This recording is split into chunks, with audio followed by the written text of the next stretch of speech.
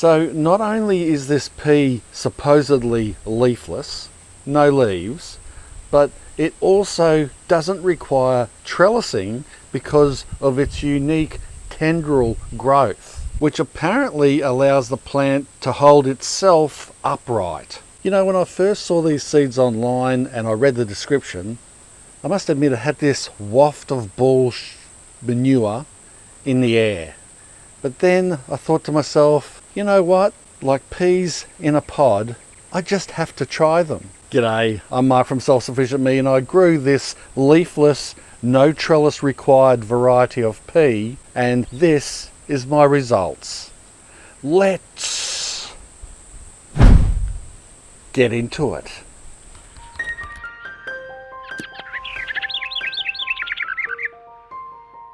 Firstly, for those of you who have never tried growing peas before, I urge you to please give peas a chance. I started by sowing the peas in some seed raising pots using a good quality seed raising mix. Covered them over and firmed the medium down before giving the trays a good watering in. Around about the same time, I decided to sow some old standard pea seed that I had lying around directly into a mobile raised bed. This crop of normal leafed peas would become a comparison to the leafless variety. About 9 days later, and the leafless peas had sprouted. Leafless? Don't know, it looks like leaves to me. Leafless pea. Well, what's that? At week 3 from sowing, the leafless peas had matured into healthy seedlings ready to be planted out. The seedlings had some really good root growth, but they also had what I would call leaves. Little green oval shaped things coming off the stems. I think that's what you call them. I could be wrong. Honestly, I couldn't see anything obvious that distinguished this variety from any other at this point in growth. However, that was to change as the plants matured. I transplanted the seedlings about 25 centimeters apart, evenly spaced, around the spare raised bed I had positioned next to the normal peas, making sure I didn't damage the stems. Although I have to say these seedlings did feel hardy and not as delicate as most other peas that I've handled before. Also, there was a good germination rate, so even though I had only sowed one pea seed per punnet cell, nearly 100% of the seedlings grew successfully, and that was a good sign. I gave the seedlings a good watering in, and then I made sure I watered regularly, about twice a week, just so that the plants would never get stressed out by drying out. 3 weeks later, at week 6 from sowing, the peas were growing well. Interestingly, there was a notable difference in size, with the standard peas growing faster and bigger than the leafless variety. Another 2 weeks later, after 8 weeks from sowing, the bunchy tendrils on the leafless peas were becoming prominent, and this was a developing difference from the normal peas. However, both the leafless and the normal peas continued to grow upwards without the need of a trellis to climb. A few days later, I was wondering if the tops of the veggie pod garden beds was assisting in preventing the peas from flopping over. In other words, was the lid acting like a trellis and trapping the peas in and helping them to grow upright? Well, to combat that, I decided to go topless. This is probably a good time, speaking of peas and pods, to mention the veggie pod.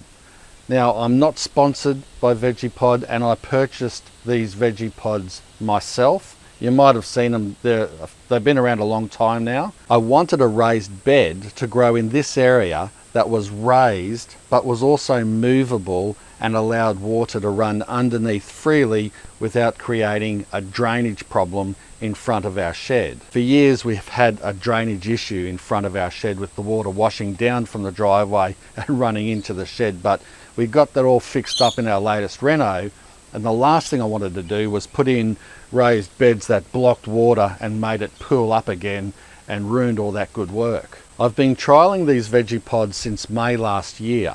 You might have seen them in the background of some of my other videos, and so far I'm really enjoying growing in them. I'm going to keep testing these beds out, and once I've finished, I'll upload a full review video covering everything from buying to assembly to growing in them. In the meantime, if you are interested or thought about ever buying one of these things, I have worked out a deal with VeggiePod that would get you 5% off the purchase price with a special code that I have in the checkout.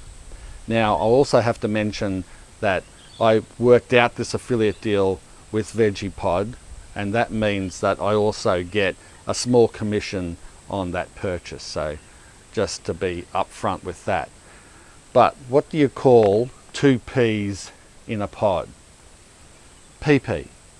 Anyway, I removed the tops of these raised beds, and to ensure that the comparison peas weren't cheating by using the VeggiePod cover as a trellis, I separated the normal peas and left them hang naturally over the sides of the bed. 1 week later, at 9 weeks from sowing, there was some good progress with the leafless peas flowering and forming pods. I expected the normal peas to be the first to flower since they seemed to be maturing faster, but as you can see, this wasn't the case. Another week later, at the 10-week mark, the normal peas were finally flowering, but what was the most interesting was how they were growing.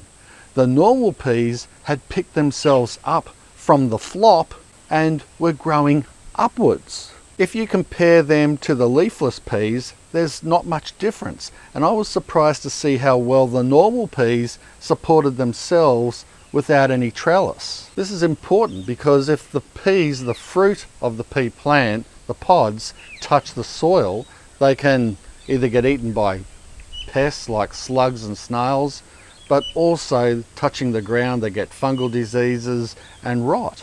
The upright bush-like growth of the leafless peas did look stronger though, and I think the tendrils on the leafless peas created a woven inner net that made the structure more stable overall.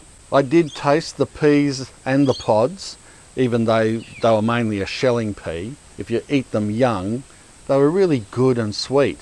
And I tried the natural control group as well, comparison group, and those peas were really good also. Come to think of it, I don't think I've ever grown a pea, be it a snow or a shelling variety, that I haven't loved the taste of. All of them taste great to me.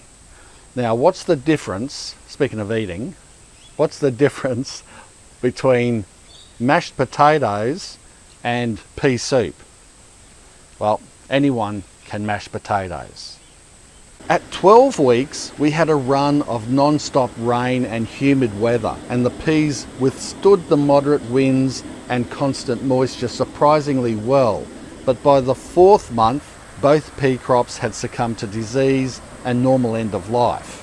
In conclusion, this leafless, no trellis required variety of pea was worth growing. However, it wasn't technically leafless, and although it did grow surprisingly well without a trellis, so did the normal peas. Having said that, a strong wind would likely flatten both crops, whereas with a trellis, you might get some broken plants on a windy day, but at least your crop will survive. But I would have never thought about growing peas without a trellis if it wasn't for this variety intriguing me enough to give it a go. Would I grow these leafless peas again?